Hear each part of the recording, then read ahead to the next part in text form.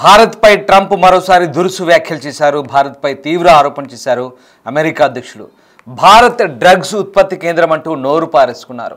భారత్ సహా 23 దేశాలు డ్రగ్స్ను అక్రమంగా ఉత్పత్తి చేస్తున్నాయంటూ రవాణా స్థావరాలుగా వ్యవహరిస్తున్నాయంటూ ట్రంప్ తీవ్ర ఆరోపించారు.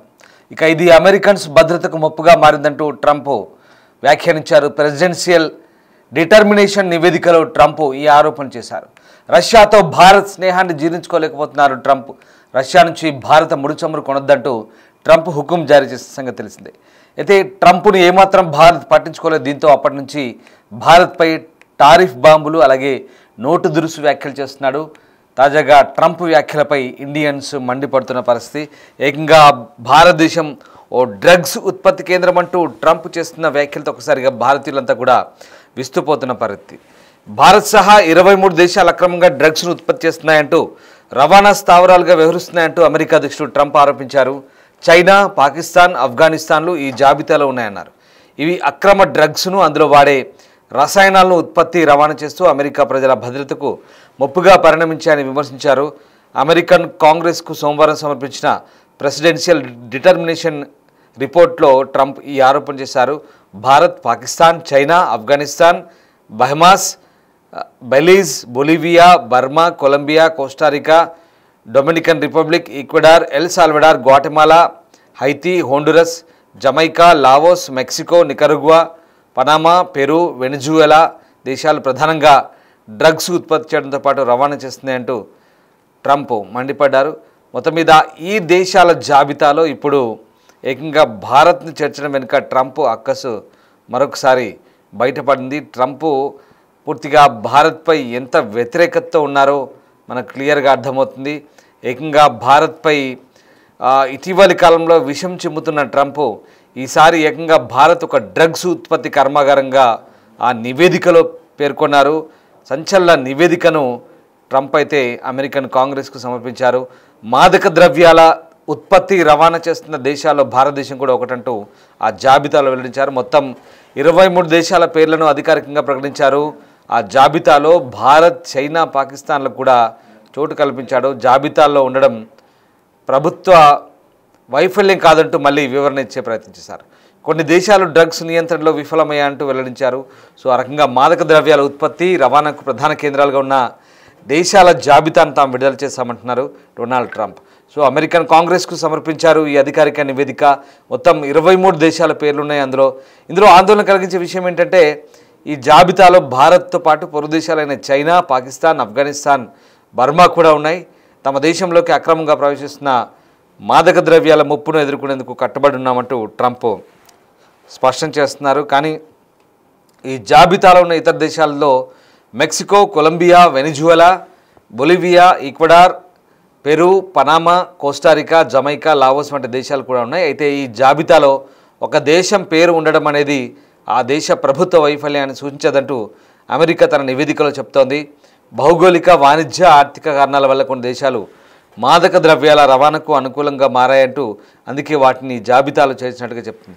ఆయా ప్రభుత్వాలు డ్రగ్స్పై కఠిన చర్యలు తీసుకుంటున్నప్పటికీ ఈ పరిస్థితి ఉండొచ్చంటూ చెప్తోంది. అదే సమయంలో గత 12 నెలలుగా మాదక ద్రవ్యాల నియంత్రణ ఒప్పందాలను పాటించడంలో, చర్యలు తీసుకోవడంలో దారుణంగా విఫలమైన దేశాలుగా Afghanistan, Bolivia, Burma, Colombia, Venezuela పేర్లను ట్రంప్ ప్రత్యేకంగా ప్రస్తావించారు. ఇక భారత నార్కోటిక్స్ కంట్రోల్ బ్యూరో పనితీరును భారత్లోని అమెరికా రాయబార కార్యాలయం ప్రశ్నించడం ఇక్కడ గమనించదగ్గ విషయం. ఎందుకంటే ఓ అంతర్జాతీయ డ్రగ్స్ ముఠాను ఇక్కడ మన ఎన్సిబి నార్కోటిక్స్ కంట్రోల్ బ్యూరో ఛేదించిన నేపథ్యంలో అక్రమ మాదక ద్రవ్యాల నుంచి అమెరికన్లను రక్షించడంలో, వారి ప్రాణాలు కాపాడంలో సహాయం చేస్తున్నందుకు కూడా భారత ఎన్సిబికి థ్యాంక్స్ అంటూ అమెరికా ఎంబసీ చెప్తుంది. ఈ నేపథ్యంలో తాజా జాబితాలో భారత పేరు కూడా రావడం చర్చనీయాంశంగా మారింది. అంటే మొదటి నుంచి కూడా భారత్పై ఒక రకమైనటువంటి వైఖరి ట్రంప్ వెలగెత్తున్నాడు. ప్రధానంగా భారత్పై ఎప్పుడైతే మనం రష్యా నుంచి ఆయిల్ కొనుగోలు చేస్తున్నామనే అక్కస్తో మనపై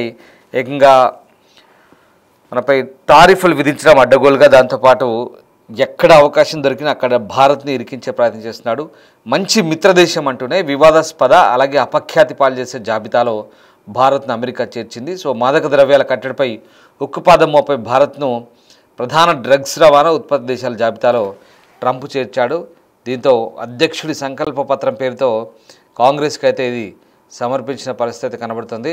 విదేశాల్లో ఉత్పత్తి అయి ఈ దేశాల గుండా అమెరికాకు డ్రగ్స్ రావడం అంటే ఈ ఈ 23 దేశాలు ఈ జాబితాలో అయితే ఉన్నట్టుగా మనకు చాలా క్లియర్గా అర్థమవుతుంది. సో మొత్తం మీద డొనాల్డ్ ట్రంప్ తీసుకున్న ఈ నిర్ణయం నిజంగా చాలా దారుణమైన నిర్ణయంగా చెప్పుకోవచ్చు. ఎందుకంటే భారత్పై అవకాశం దొరికినప్పుడల్లా డొనాల్డ్ ట్రంప్ ఏదో రకంగా అక్కసు వెళ్ళగక్కే ప్రయత్నం చేస్తున్నాడు. ఇది కొత్త కాదు.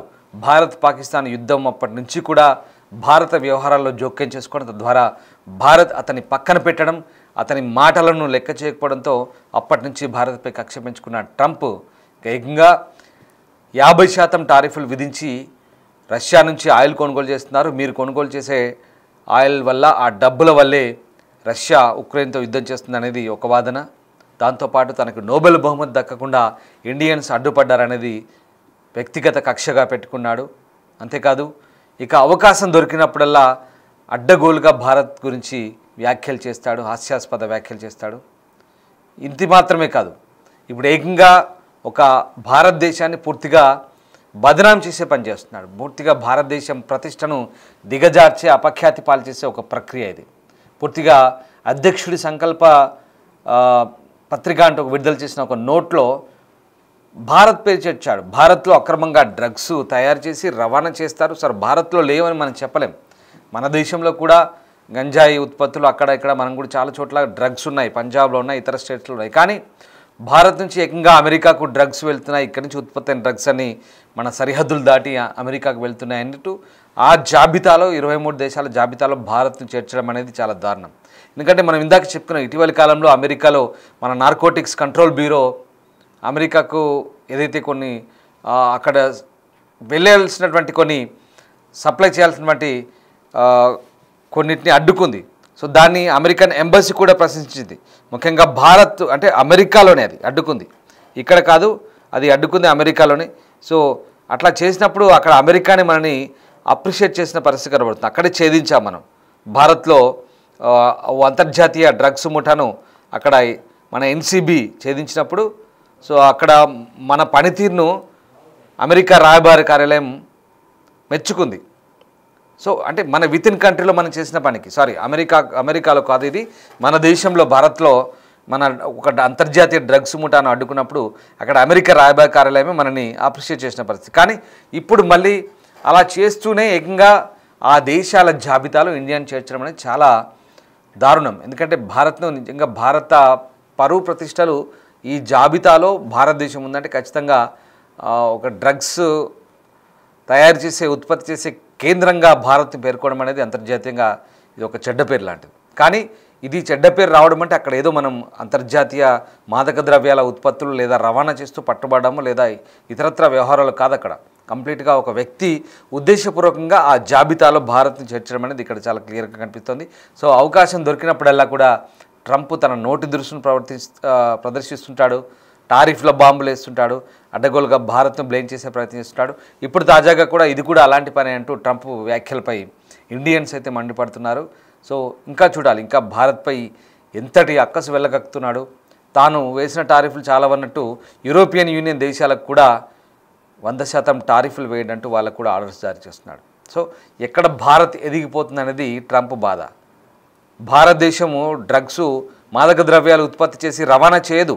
భారతదేశం మీ అమెరికాకు నిపుణులను ఉత్పత్తి చేసి మీ దేశానికి పంపుతుంది, మీ దేశాన్ని బాగు చేస్తుంది.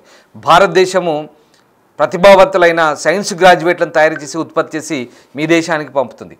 భారతదేశము అనుభవజ్ఞులైన నిపుణులైన ఫార్మా ఎక్స్పర్ట్స్ని తయారు చేసి మీ దేశానికి పంపుతుంది. భారతదేశము అనేక రంగాల్లో నిపుణులైన వారిని మీ దేశానికి ఉత్పత్తి చేసి పంపుతుంది. భారత్ మాదక ద్రవ్యాలు ఉత్పత్తి చేసి పంపట్లేదు. ఐటీ ఇంజనీర్స్ని తయారు చేసి పంపుతుంది, డాక్టర్లను తయారు చేసి పంపుతుంది. భారతదేశము ఖగోళ శాస్త్రంలో ఎక్స్పర్ట్ని తయారు చేసి మీ దగ్గరికి పంపుతుంది, నాసాకి. అనేక రకాలుగా అభివృద్ధి చెందుతుంది. భారతదేశం ఆర్థికంగా ముందుకు పోతుంది, వాణిజ్యపరంగా ముందుకు పోతుంది. ప్రపంచ ఆర్థిక శక్తిలో 3వ స్థానంలో ఉంది భారతదేశం. వాణిజ్య ఎగుమతుల్లో కూడా దూసుకుపోతుంది. ఇదంతా కూడా ట్రంప్కు నచ్చట్లేదు. భారత్ను నొక్కి పెట్టాలి, భారత్ను ఎట్టి పరిస్థితిలో తన కింద తన అజమాయిషి చెలాంచాలని ట్రంప్కు మన మీద కోపం, అక్కసు. అందులో భాగంగానే భారత్ మాదక ద్రవ్యాల ఉత్పత్తి కేంద్రంగా చెప్తాడు. కానీ మిస్టర్ ట్రంప్ భారత్ మాదక ద్రవ్యాల ఉత్పత్తి కేంద్రం కాదు, భారత్ అనుభవజ్ఞులైన మంచి నైపుణ్యం కలిగిన మానవ వనరులను ఉత్పత్తి చేసే ఒక దేశంగా ఎప్పటికైనా నువ్వు గుర్తుపెట్టుకోవాలి. కేవలం ఒక అహంకారాన్ని అధికారాన్ని అడ్డుపెట్టుకొని ఆర్థిక అధికారాలను వినియోగించి భారత్పై ఇట్లాంటి లేనిపోని బదనాములు చేసే ప్రక్రియను ట్రంప్ మానుకోవాలంటూ ఇదంతా కూడా నేను చెప్తున్న అంశాలన్నీ కూడా అభిప్రాయాల రూపంలో చాలామంది ఇండియన్స్ మండిపడుతున్నారు. ఇప్పుడు నేను చెప్పిన మాటలన్నీ కూడా వాళ్ళు నెటిజన్స్ అంతా కూడా సోషల్ మీడియా వేదికగా ట్రంప్పై మండిపడుతున్నారు. ఇది భారత్పై ట్రంప్ చేస్తున్నటువంటి అప్రతిష్ట పాలు చేసే ప్రక్రియ. ఇది ఇంకా ఎన్ని రోజులు కొనసాగుతుంది? భారత్ మరి ఈ డ్రగ్స్ జాబితాలో చేర్చడం ద్వారా భారత్ ఎలా స్పందిస్తుంది అనేది వేచి చూడాల్సిందే.